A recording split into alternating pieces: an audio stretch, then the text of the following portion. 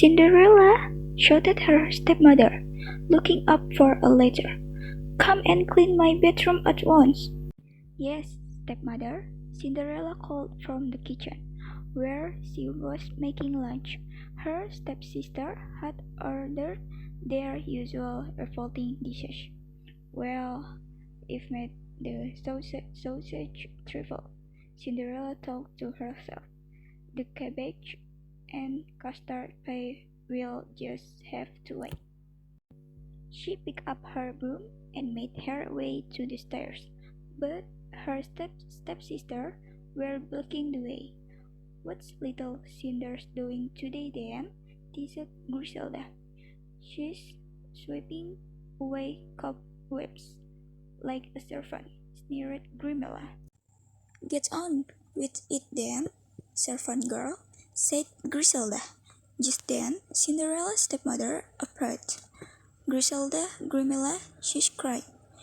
I have the most exciting news. The prince is giving a Christmas ball and you are invited. Well, dress you in the finest clothes, only the best for my beautiful darlings. Isn't that right, dear? She said to Cinderella's father. Cinderella gripped her broom hard. May I go to the ball as well? She asked in a scared whisper. You go to the ball? Said her stepmother.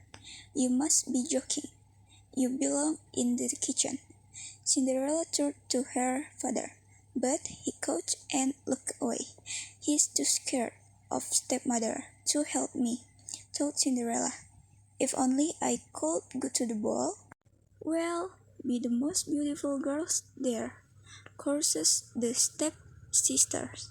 I'm sure the prince will want to marry one of you, said their mother proudly.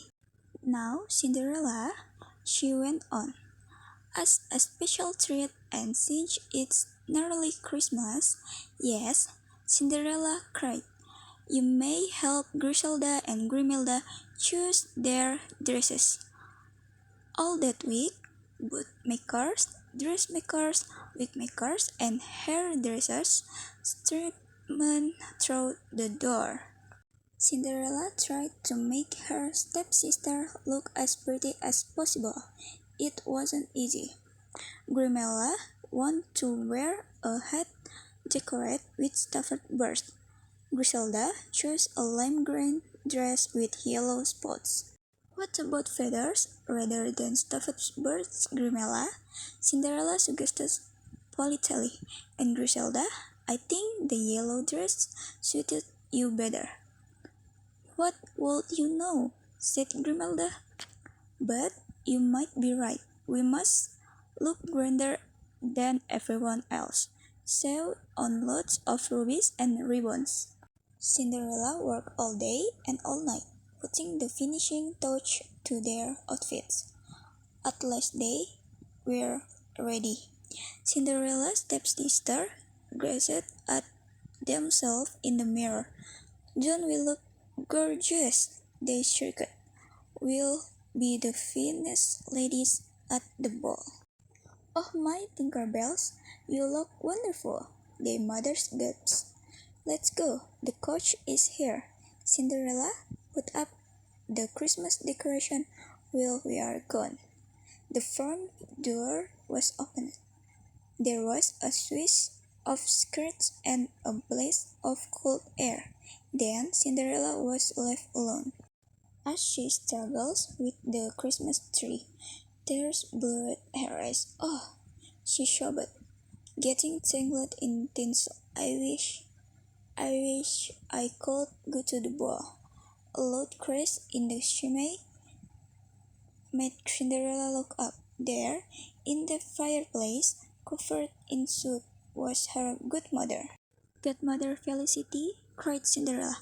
Whatever are you doing in our chimney? I missed the door, Felicity replied early.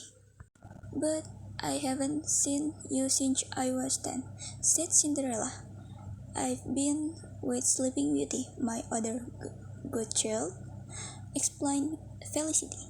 But she won't wake up. so it was rather dull. "Have you been crying, Cinders?" asked Felicity, looking at her closely. "Yes, I want to go to the ball, but I'm not allowed. It's a wand. The time has come to tell you a great secret. Your godmother is a fairy." "Watch," she went on. Felicity flicked her wand and the pumpkin and cried about abracadabra, cadabra, cadabra. There was a wonderful tinkle of music and a shower of sparks. In the place of the pumpkin stood a beautiful golden coach. Cinderella gasped. "You really can do magic." "Yes," said Felicity, "and this is just a beginning. Now, were your mousetrap?" One by one, the maids were transformed into a fine white horse. The rat became a rosy-cheeked coachman with very large whiskers. "Now, I need 6 lizards," said Felicity.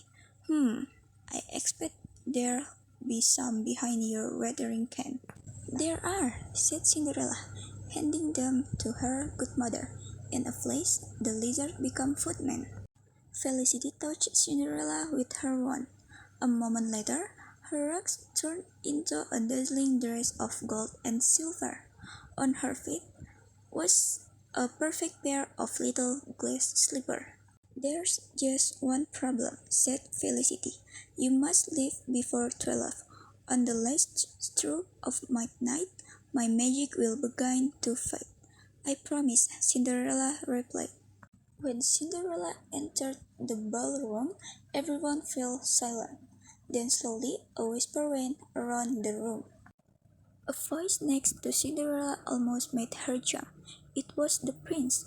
"May I have this dance?" he asked. "Ignore her," said Mother to Griselda and Grimella. Cinderella was enjoying herself so much she forgot to watch the time. "Oh no," she said. "It's almost midnight. I must go." Cinderella pulled away from the prince and ran across the dance floor. "Come back," he called. But Cinderella had disappeared into the darkness. The next morning, the entire street was woken by the shout of a town cry, who was followed by a messenger. Griselda could even fit her big toe in the shoe. She pushed until her foot was bright red. "Give it to me," shouted Grimelda, and snatched the glass slipper from her sister. Grimella rammed her foot in the shoe, but then it got stuck. "Squeeze, Grimella!" shrieked her mother. "You are not trying hard enough." "I'm trying as hard as I can, Mama," said Grimella with a groan. "Excuse me, ma'am," he said, "but my strict orders are that every young lady is to try on the shoe." He looked directly at Cinderella.